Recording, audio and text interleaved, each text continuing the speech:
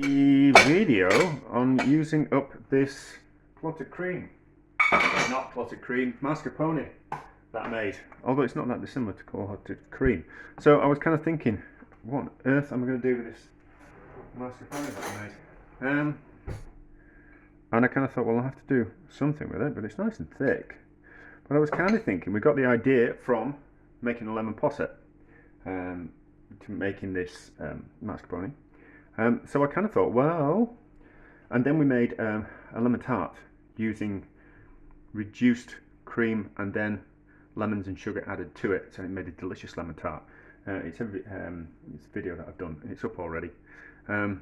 It'll be in the lemon posset playlist somewhere in there. There's lots of lemon posset recipes. So I kind of thought, well, what we'll do is we'll have another go at that. But what we'll do this time is we'll see if we can set it in a springform mould with a biscuit base. So biscuit base in the bottom, half smashed up sweet biscuits with half the amount of fat. Now, we need to remelt this. I suppose I could do it in the microwave. Let's do that. Let's do that. So, need to remelt this. So this recipe will also work if we're just using 100% pure mascarpone. So there is about 460 grams worth of mascarpone in each of these, plus there's 250 grams worth of this. So I would just use the whole amount of mascarpone, and it should work. If it works with this thickened cream, the homemade mascarpone, it should work with just mascarpone. So we'll melt these in the microwave because I'm slightly concerned that it's going to burn in the bottom of the pan if we're not careful when we heat it up. It should be okay, but I think just melting it in the microwave first will just kind of speed up the process. I'm not going to melt that in the microwave in that container because the microwave might melt that container. So we'll melt those, put it in the pan, bring it up to a simmer-ish kind of temperature, and then we'll add some sugar, which we've got 280 grams, and then we've got 5 lemons. Now, I'd say 5 lemons and 5 lots of zest as well, but 2 of the lemons didn't have any zest on because I'd used it in something else. So there's 5 lemons there, 5 lemon juices, but only 3 zest. But I would recommend 5 lots of zest in there as well. So we'll melt some stuff, we'll bring it up to the boil, and we're back when we're pouring into the container. So it's liquid, melted. I think we're about to put the sugar in there. I was thinking that there was far too much lemon for this amount of liquid, but looking at it now, I think there's a good amount of lemon for that liquid. So we need to melt the sugar gently. I almost caught it catching on the bottom of the pan. Just need to be gentle. I don't think we could ever reduce this too much, so I think there is this is a video about making this is me talking about making mascarpone or reducing cream. I think we'd only be able to reduce it so far before the fat wanted to split out of it, which I think would be a danger, which there might actually be a danger with this when we add the lemon, but we'll find out. But it's alright, we're only playing around. So you can reduce cream a little bit too much that the fat wants to split out of it. So I think when you're making when you're making things like clotted cream, oh yeah, you could use clotted cream in this as well. So either mascarpone or clotted cream would work fine, or reducing the cream yourself. So what was I going to say?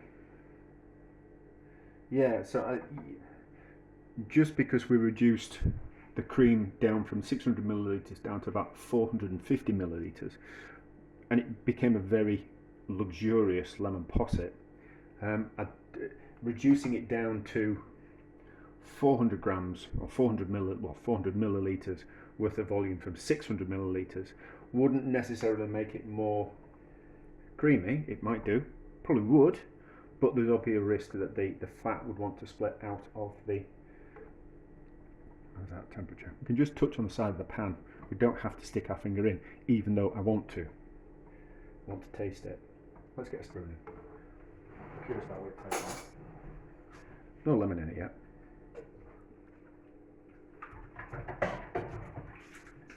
lovely. That's lovely, I think. There's something there with the putting the caramelised milk powder in some of that homemade mascarpone. Anyway, is that hot enough? I think it will. So let's turn the temperature off. I really should use a whisk.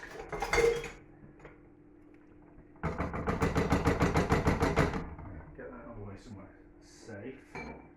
Not in that bowl, that bowl's clean, that can go away, trying to make it dirty. Now just quickly give this a whisk so everything's completely mixed together, and then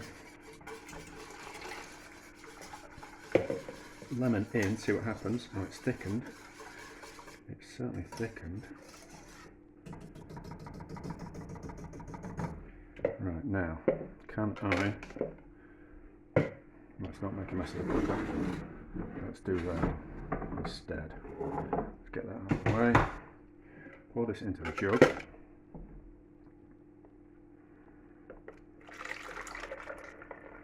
No, it's not split. That's okay. Well, it hasn't split yet. That's okay. But you can just, there's a bit of a shine. There's a bit of a shine to that mixture, which means that it might want to split out. Just means that the fat wants to split from, it's not, a certain percentage of that cream is fat, it's pure fat, and the rest of it is other things, a bit of whey, a few solids and things like that. And it's the fat that doesn't want to, it's homogenized.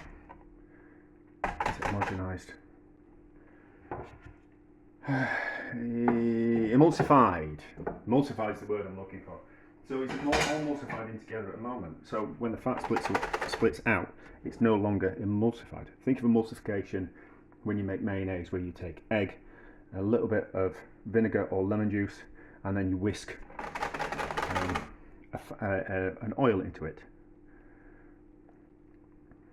So I'm just, ooh, I think it'll be too much for this. So it needs to be a really good quality spring form tin.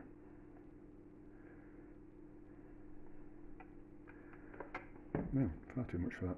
It needs to be a really good quality spring form tin. Not like that one that's starting to peel. Let's just get rid of that. Get rid of that. So, because it doesn't want to leak. We don't want any kind of seepage from the outside. So, that's that. And then we've got a couple of jars. We can put that in and we'll see. So, we'll let this set up in the fridge overnight and we'll have a look at it tomorrow. I need another one, that's not good.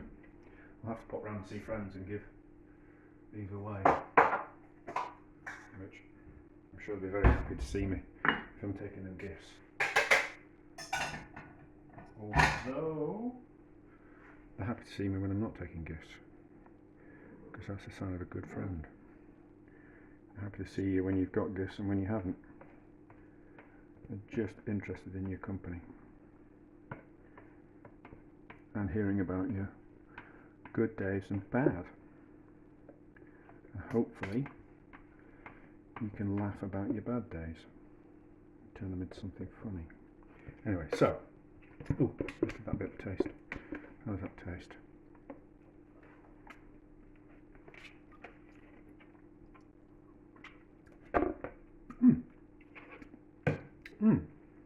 Not as zingy as normal. I've got enough lemon in. Yeah, it'll be fine. It'll be fine. We'll see what it's like tomorrow. Right, let's have a look at this. So, these are the individual ones. They're set pretty well. A little bit soft there. So, I think this will be a little bit too full. I think it'll go a little bit soft. These are my thoughts. I think it's a little bit too full. I think if I was to do it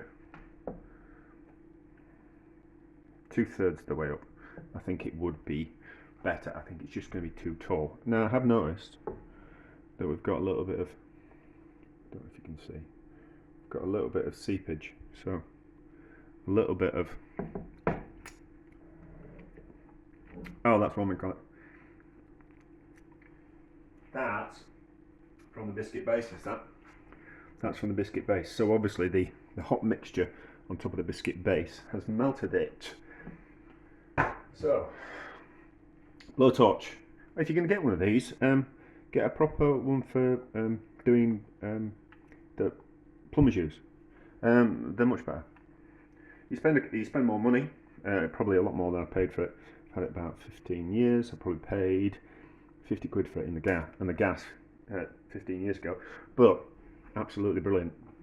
Does your top of your creme brulees much faster than the ones that you buy that are designed for chefs. So you just got to be a little bit careful with them. So we'll just melt around the outside and it should just release it.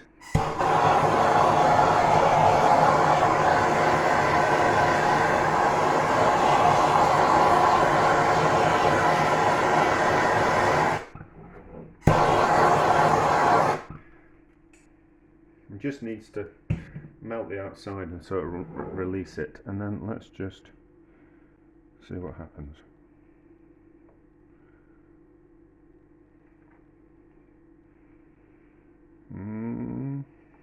Is this going to work?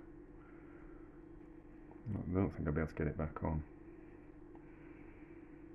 Oh, that's worked. That's worked. So, as you can see, it's worked. It's not. That's quite solid, isn't it? That's quite solid. Actually, I think that's a good. Let's hopefully it won't fall over. I think that's a good height. Actually, I think that's good height. So, let me just get a knife and a little bit of hot water, and we'll cut into that. Right. So, knife in just a little bit of hot water, just to make it go through the tort a little bit easier. I don't know what the definition of a tort is. Tart's in a pastry case, but I always kind of think a tort is something that's got like a sponge base or a biscuit base. Those are my thoughts. Anyway, that's what I call something that's not a cheesecake with a biscuit base. So that's soft. So you can see that it's soft to touch. So would it have stood up? Just. I've made a mess of that, haven't I? But I'm more interested in the taste. It's going to be nice. It's going to be nice. So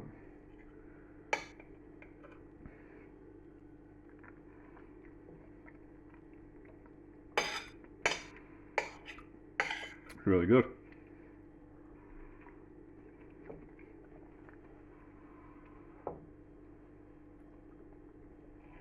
I think, yeah, you could. So obviously I faffed around with cream, but you could just use all mascarpone. I think you could use ricotta as well.